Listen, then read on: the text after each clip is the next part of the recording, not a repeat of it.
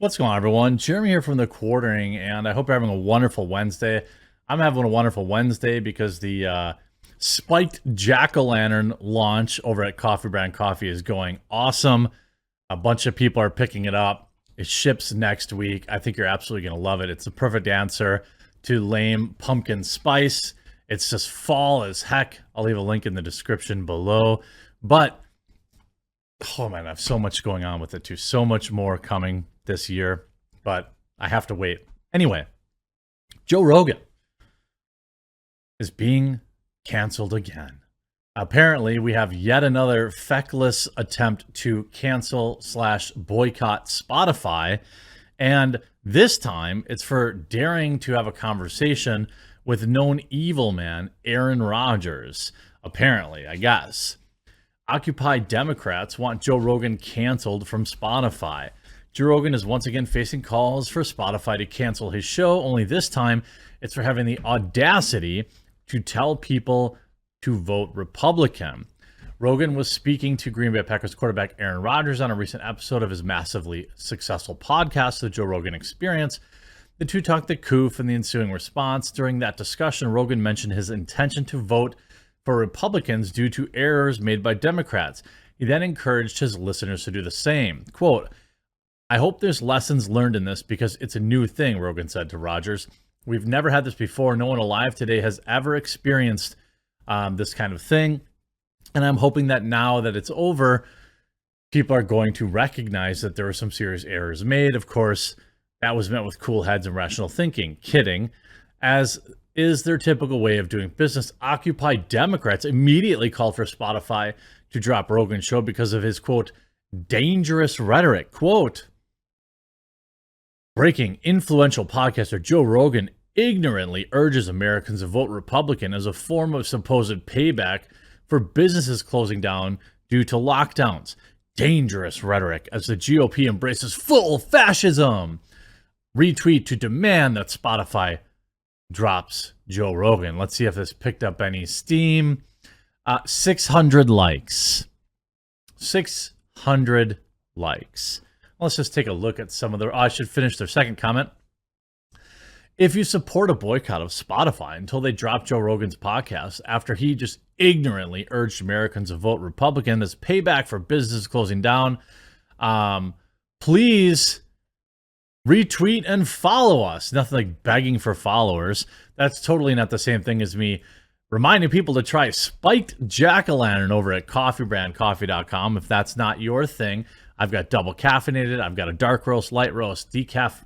I've got bourbon flavored. I've got 3 hot cocos. I've got 6 organic loose leaf teas. I've got cold brew bags. Everything you could possibly want. Some of the response: "I just signed up for a Spotify subscription." Nah, I'm good. Neil Young has entered the chat. Neil Young famously boycotted Spotify over comments that Joe Rogan made and then came crawling back after it changed absolutely nothing.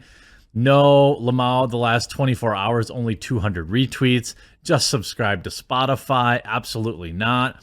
I mean, where is this? I'm telling you that there is seriously some kind of something in the water, you know? You could see some of the people. "I haven't been back on Spotify since the whole initial boycott, and I won't be back." 0 likes. "Embrace democracy with censorship and canceling. Not trying to argue that your policies are better and letting voters decide, which sounds like fascism." Boycott Spotify. Let's see. Spotify artist, Spotify USA. I mean, what? This is just like a here's Cope and Seethe. There's Occupy Democrats, the site that even left-wing Politico has called out for its steady stream of lies, demands Joe Rogan be canceled. Like, this is an epic fail. Like, it's just hilarious. And then you see Joe Rogan's GOP and COOF comments lead to renewed calls for Spotify boycott. Except, did you see it trending? No. I bet you that this Joe Rogan video won't get anywhere near the number of views that other Joe Rogan videos I've done in the past because nobody cares anymore about this, about trying to cancel Joe Rogan. And we just saw earlier today, basically a journalistic wide attempt to deplatform an internet forum fail. Things are changing. Spotify is facing calls for a boycott once again after Joe Rogan recently voiced support for the Republican Party in the upcoming midterm elections.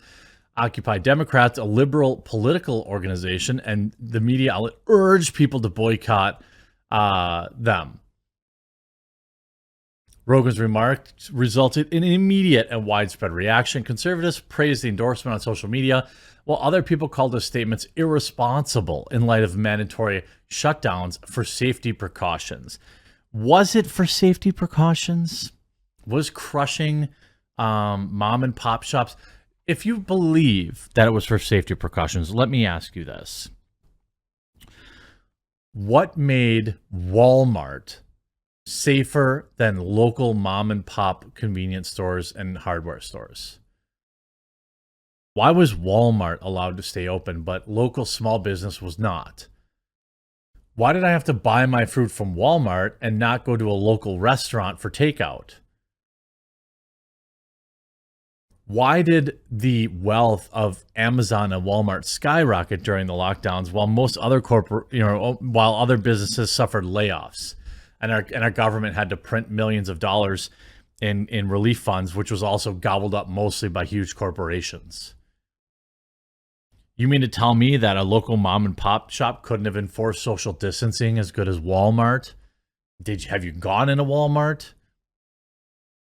They didn't enforce anything. They were just a super huge mega corporation and they got to stay open. Why was McDonald's open? Yeah, it was safe. McDonald's was safe, but not Tim and Mary's Diner. I mean, ultimately, you could see Wesley Hunt saying, Joe Rogan, vote Republican because how they handled everything compared to the Democrats. Sanders wrote in a tweet that included the LA Times report on the findings from Johns Hopkins. He continued, the data after Delta hit, the states with the worst hospitalization rates all had GOP governors, and the coup ended more Americans per capita in GOP-led states. Okay, that may be true, but people had a choice there, and people didn't have a choice other places. During a July episode of his podcast, Rogan called himself a bleeding heart liberal when it comes to a number of social issues. It's not just, a woman's right to choose, but they're going after gay marriage too, which is so strange to me, Rogan said. Gay marriage is not silly, it's marriage. Marriage, yeah, I think if two people love each other, they should be able to get married as long as they're two consenting adults. There's absolutely nothing wrong with that. Let them experience the joys of marriage like the rest of us. He added that the fact that their kind of stuff keeps me from being a Republican. That's because a lot of that comes from like boomer cons that are kind of going by the wayside. Again, remember that he skirted a cancellation attempt before. This isn't the first time the mob tried to cancel, try to get Spotify to drop Rogan. They tried earlier this year with Neil Young leading the charge. Young pulled his music from the platform and encouraged company employees to quit. The godfather of grunge thought taking his music off streaming giant would be enough for Spotify to change their mind on their $100 million Rogan investment. Of course, no one cared that they couldn't listen to Rockin' in the Free World on a whim, so Young sheepishly put his music right back on Spotify with absolutely nothing to show for it. Same thing will happen with the Occupy Democrats, quote, boycott. Spotify isn't going to drop Rogan because he's advocated for Republican candidates, nor should they. Occupy Democrats is fully aware that Rogan made a solid, virtually inarguable point about the poor way Democratic leaders handled the lockdowns. They had no real response, so their only option they have is whining about canceling someone they don't agree with. Yeah, I think a direct, GOP endorsement is something that I'm not exactly sure that Rogan's ever done before. I don't think Rogan's a conservative by any way, shape of the definition. I just think that he's not like a big fan of corporate Democrats and lockdowns. He's a fan of liberty, which apparently is exclusively a conservative virtue these days. I don't remember it always being that way, but I suppose it'd be hard to argue against that. I just laugh every time I see one of these cancellation attempts, and this one is perhaps the most toothless and most limp-wristed that I've seen yet, and I'm happy to say that it was completely ignored by everyone that mattered. I hope you enjoyed this video, and if you did, please make sure you click that red subscribe button down below. We'll talk to you again real soon.